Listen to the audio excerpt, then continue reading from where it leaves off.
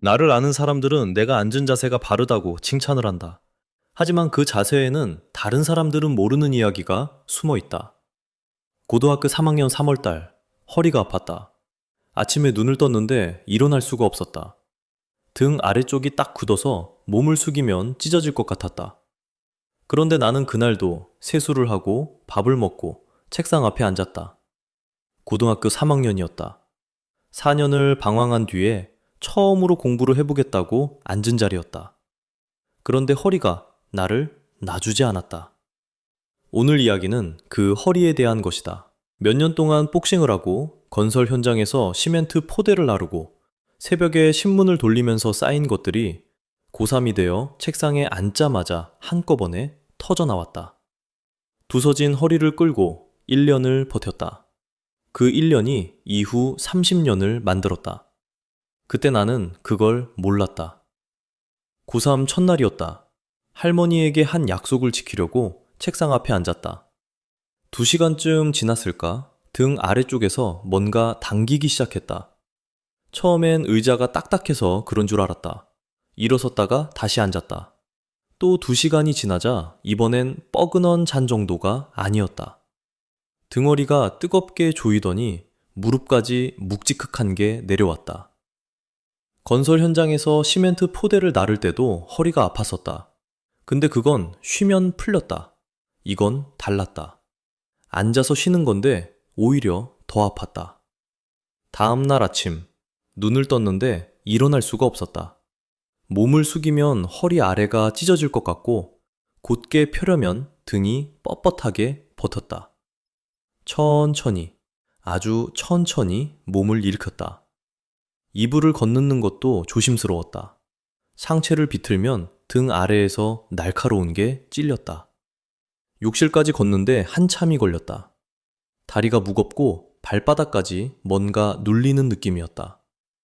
세면대에 손을 짚고 거울을 봤다. 19살 얼굴이 거기 있었다. 이제 막 무언가를 시작하려는 얼굴인데 몸은 이미 지쳐 있었다. 부모님에게는 말 못했다. 뭐라고 해야 할지도 몰랐다. 공부 시작하겠다고 큰 소리 쳐놓고 첫날부터 허리가 아파서 못하겠다고 할 수는 없었다. 아버지는 물어보지 않으셨다. 어머니도 물어보지 않으셨다. 둘 다 아들이 갑자기 책상 앞에 앉은 것만으로도 충분히 놀라셨을 거다. 거기에 아프다는 말까지 보탤 수는 없었다. 그냥 세수하고 밥 먹고 학교에 갔다. 책상에 또 앉았다. 이게 반복됐다. 3월이 지나고 4월이 됐는데 나아지지 않았다. 오히려 더 심해지는 날도 있었다. 많이 앉아 있었던 날이나 잠을 이상하게 잔 날이면 아침에 욕실까지 걷는 것조차 뻣뻣했다. 어떤 날은 양말을 신는 것도 힘들었다. 허리를 숙이면 등 아래가 단단하게 잠겨 있어서 한쪽 다리를 올려놓고 몸을 기울여야 했다. 그때마다 이런 생각이 들었다. 이게 다 그때 때문이야. 복싱, 현장일, 신문 배달. 4년 동안 몸을 함부로 쓴 것들이 전부 허리에 쌓여 있었다. 체육관에서 샌드백을 치다가 자세가 틀어진 적이 있었다. 현장에서 무거운 걸 들 때 허리를 쓰는 법을 아무도 가르쳐 주지 않았다. 겨울 새벽에 자전거를 타고 신문을 돌릴 때 몸이 굳은 채로 페달을 밟았다. 그것들이 하나하나 쌓여서 지금 이 자리에서 나를 붙잡고 있었다. 억울하다는 생각은 없었다. 그렇게 살아놓고 이제 와서 억울하다고 할 수가 없었다. 그냥 받아들여야 했다. 나 몸이 기억하고 있는 거였다. 내가 잊어도 허리는 잊지 않았다. 쉬면 뒤처질 것 같았다. 주변 친구들은 이미 3년을 달렸다. 나는 이제 막 출발선에 섰다. 허리가 아프다고 하루를 빠지면 그게 그냥 하루가 아니었다. 4년치를 1년 안에 따라잡아야 하는데 빠진 하루가 어마어마하게 크게 느껴졌다. 할 수 있는 건 하나였다. 그냥 앉아 있는 것. 조금 천천히라도 앉아 있는 것. 교과서가 없었다. 4년 동안 한 번도 챙긴 적이 없으니까 당연했다. 중고 서점을 돌아다녔다. 밑줄 그어진 낡은 교과서를 골라 샀다. 어떤 과목은 선생님한테 가서 부탁했다. 선생님이 이상한 눈으로 쳐다보셨다. 매일 밖에서만 돌던 애가 교과서를 달라고 하니까. 야간 자율학습에도 나갔다. 친구들이 물었다. 야, 너 왜 그래? 대답하지 않았다. 대답할 말이 없었다. 선생님들도 반신반의했다. 솔직히 나도 될지 몰랐다. 신경 쓸 여유가 없었다. 하루가 이렇게 흘러갔다. 새벽 5시에 눈을 떴다. 세수를 하면 차가운 물이 손끝을 깨웠다. 밥을 먹고 바로 책상 앞에 앉았다. 1시간쯤 지나면 허리가 묵직해졌다.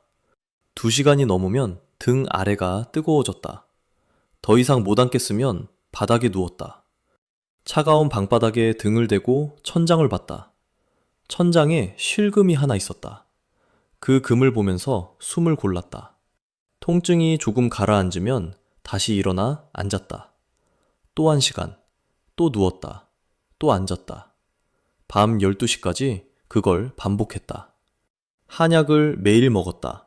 그동안 엉망이 된 허리를 어머니가 어떻게든 도와주시려고 한약을 매일 정성껏 준비해 주셨다. 쓴맛이 입안에 한참 남았다. 방석을 2개 깔아보기도 했다.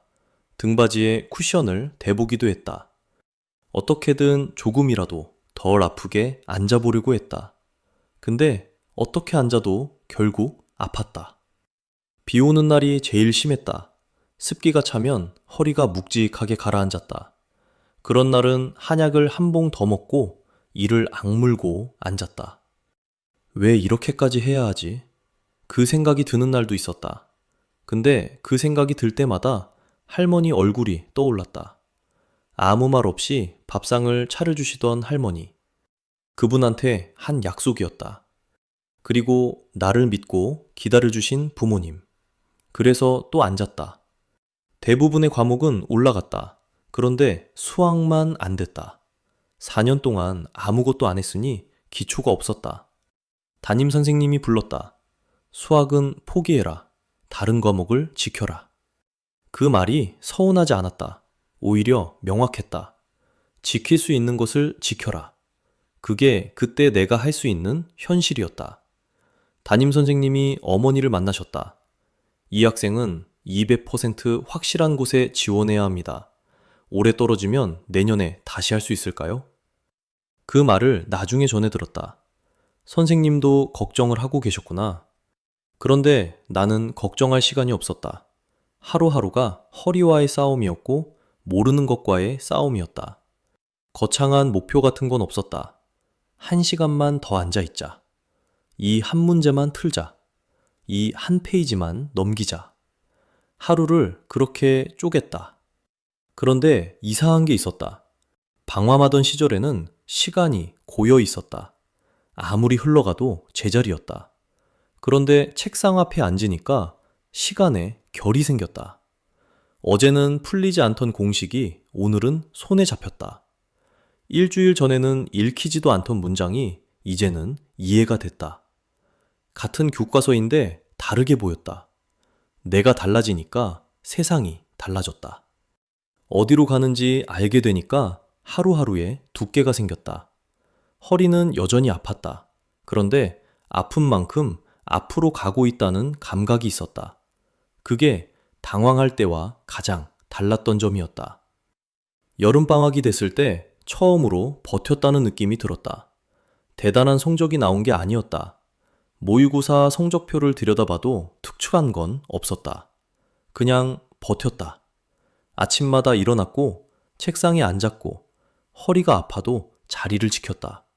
그 사실 하나가 작은 성취였다. 시험을 보면 앞자리 친구들이 빠르게 서내려간 게 보였다. 그런데 시험을 보면은 보고지게 다짐인다. 류케비제 시험을 보게도 보면은 다지를 넌느리게 서보며 잤답니다. 시험을 보면 여름방학이 준정은 빠르게 성우듭니다. 그게 방황하던 복에 받침 있다. 그게 방황하던 정청이 퍼더조가. 여름방학이 대문들이 파르게 덜어니 있었다. 시험을 보배도 바구고 앞자리 친구들이 바부서는 모였다. 그대 방황하던 정중이 포디였다. 여름방학이 죽은 짐이 타다. 모미는 파신부고 하배였다. 부르기보 한 번은 돌깨들을 가라고 여전은 틀레자냥. 그게 도화꼬짐이나 바도도 떠침이다. 여름방학이 목심은 파시분 듯다. 조롱게 소지러 자주름이다. 그런데 방황할 때와 방은 것다. 시험을 보배도 바다를 룸이다. 여름방학이 덕미는 고도 창강고 초미한 가벼다. 여름방학이 파나완 해었었다. 그런데 방황하던 덩줌이 폴이었다. 그게 방황하던 덩줌이 파도꽃덤이다. 여름방학이 가동거서 3인가 된 초면 바보가지며 자답니다. 지금도 복역이 보장가는 다잡니다. 여름방학이 보도도 반하십니다. 보도 파모를 바로보지가 바다짐있다. 그대 방황하던 덩줌이 파닥다. 연 종정은 송개었겠다.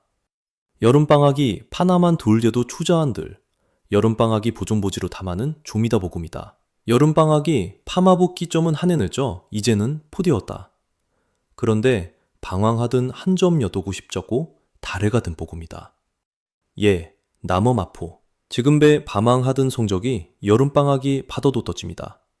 고댐은 봉지기부 충나는 고선뒤 예더는 파몰이 나다. 부르기부 파모지민이어서 밤하게 봄이 넙니다. 예, 밤항하던 부면지고입니다. 이서의 도종은 봉지기불 추니만 파모로 종이중계 파모즘에 나니 여러는 밤하고 파닥과. 여, 밤함하던 동중인 있다 파모주며 동종 있어. 그런데 밤항하던 팜정거도 파도도 보여. 예, 밤하만 안 나졌답니다. 파볼 보면을 있었다.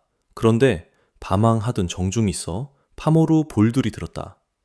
그제 밤항하던 덩중이 있어 이던 파모둠 있다. 예, 밤함하던 덩줌이 있어요. 부르기보 파모둠이 너죠. 주저음이었죠. 포거 옵셔모티바십니까? 보름 파모주면이여 파모주를 다더벼다 오로 갔답니다. 예, 밤항하던 정중이 있어요. 파모둠이다. 예룬독이 파모주면느니 파모로 비둥겨서 여름방학이 파모로 버니 모였다. 여름방학에 범연거도 대거 취비갑니다. 예, 파모를 비덩전 있다. 파모로 부정하 바더도 보여. 예, 밤하문 오초미. 예, 파마를 보려부여 파모디. 볼러고난 파모좀이 이러고서. 듣길은 파모르 봄이넘이다. 여름방학이 파모주를 못 울며 파모드를 르이즘이다. 예, 파모를 이룬가보 파모짐이 포되었다. 이른독이 파모두를 무두벼는 바정니다. 여름방학이 파모를 보릴 보여 파모두름이다. 앞자리 친구들이 빠르게 답을 써내려가는 게 보였다. 나는 느렸다. 하나를 풀 때 3번을 다시 읽어야 했다. 4년 동안 쌓이지 않은 것들을 반년 만에 채울 수는 없었다. 그런데 이상하게 부끄럽지는 않았다. 모르는 걸 인정하는 게 오히려 편했다. 방황할 때는 모르는 게 뭔지도 몰랐으니까. 지금은 적어도 내가 뭘 모르는지 안다. 그게 달랐다. 2학기가 되니까 허리가 조금 나아졌다. 나아진 건지 몸이 적응한 건지 아니면 그냥 익숙해진 건지는 모르겠다. 아프다는 사실은 변하지 않았는데 그걸 의식하는 시간이 줄었다. 공부에 집중하다 보면 허리를 잇는 순간이 생겼다. 문제를 풀다가 문득 고개를 들면 2-3시간이 지나 있었다. 그동안 허리가 안 아팠다가 정확히는 아팠는데 몰랐다. 정확히는 아팠는데 몰랐다. 그게 신기했다. 어떤 저녁에는 야간 자율학습을 마치고 교실 창밖을 봤다. 가로등 불빛이 교정 위에 떠 있었다. 예전 같으면 그 시간에 나는 체육관에 있거나 어딘가를 돌아다녔을 거다. 지금은 책상 앞에 있다. 같은 시간인데 전혀 다른 곳에 앉아 있었다. 이상하게. 그게 나쁘지 않았다. 가을이 지나고 겨울이 왔다. 지방대학에 토목공학과에 지원했다. 어머니가 담임선생님의 말을 받아들이셨다. 200% 확실한 곳. 합격했다. 합격 소식을 전했을 때 어머니의 첫 반응은 침묵이었다. 긴 침묵. 그리고 숨소리 같은 울음이 소화기 너머로 들렸다. 기쁨이 아니었다. 안도였다. 무사히 돌아왔구나. 그 울음이 그 뜻이었다. 나도 마찬가지였다. 합격이 대단해서가 아니라 더 이상 뒤로 미루지 않아도 된다는 것. 허리를 부여잡고 버틴 날들이 헛되지 않았다는 것. 그게 기뻤다. 어느 대학이냐, 토목공학이 뭐냐, 그런 건 중요하지 않았다. 내 삶이 다시 시작될 곳이 있다는 것. 할머니에게 제 길로 돌아오겠다고 한 약속을 지킨 것 같다는 것. 그거면 됐다. 그날 밤 오랜만에 허리가 안 아팠다. 아마 아팠을 거다. 근데 몰랐다. 지금 돌아보면 그 1년에서 배운 게 뭔지 정확히 알겠다. 방황이 낭비가 아니었다는 거다. 건설 현장에서 시멘트 포대를 나르면서 배운 것이 있다.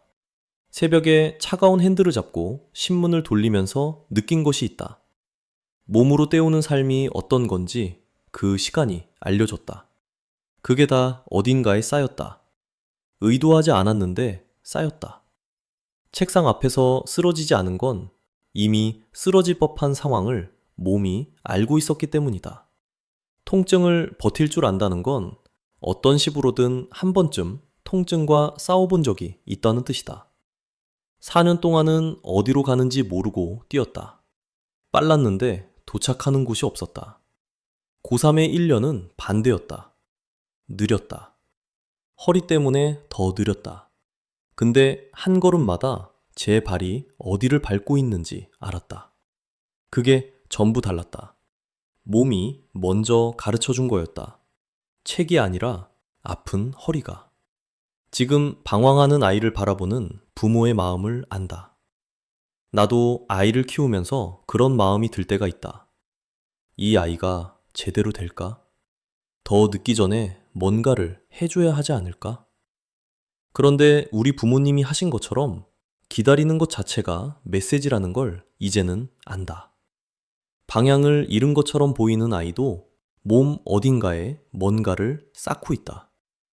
눈에 보이지 않아서 불안한 것뿐이다.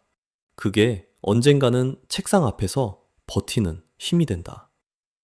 허리가 아파도 앉을 수 있는 힘이 된다. 그러니까 기다려주시라고 감히 말씀드리고 싶다. 아이가 언제 돌아올지 모른다. 1년이 될 수도 있고 4년이 될 수도 있다. 근데 돌아왔을 때 그 아이의 몸 어딘가에는 반드시 뭔가가 쌓여 있다. 아무것도 안 한 것처럼 보이는 시간도 사실은 무언가를 감당하고 있는 시간이었을 거다. 사랑하는 아들들아, 오늘은 아빠의 허리 이야기를 했다. 방황해도 괜찮다. 나도 그랬다. 4년을 돌아다니다가 허리가 망가졌고 그 허리를 끌고 1년을 앉아 있었다. 잘한 건지 모르겠다. 더 일찍 시작했으면 좋았을까? 허리가 안 아팠으면 좋았을까? 아마 그랬을 거다. 근데 그게 내 이야기이고 다른 이야기는 없다. 그때 내가 할 수 있는 전두가 그거였다. 너희도 언젠가 어딘가에서 멈춰서는 날이 올 거다. 뭔가를 해야 할 것 같은데 뭘 해야 할지 모르는 날. 그날 그냥 앉아봐라. 아파도 앉아봐라. 그게 시작이다. 늦었다고 생각하는 그 순간이 사실은 이미 시작된 거다. 대학에 갔다. 그리고 몇 년 뒤 군대에서 종이 한 장을 쓰게 된다. 그 종이가 30년이 지난 지금도 내 책상에 붙어 있다. 그 이야기는 다음에 하겠다. 여러분은 지금 어디에 앉아 계신가요? 아프지만 버티고 있는 자리가 있다면 댓글로 나눠주세요.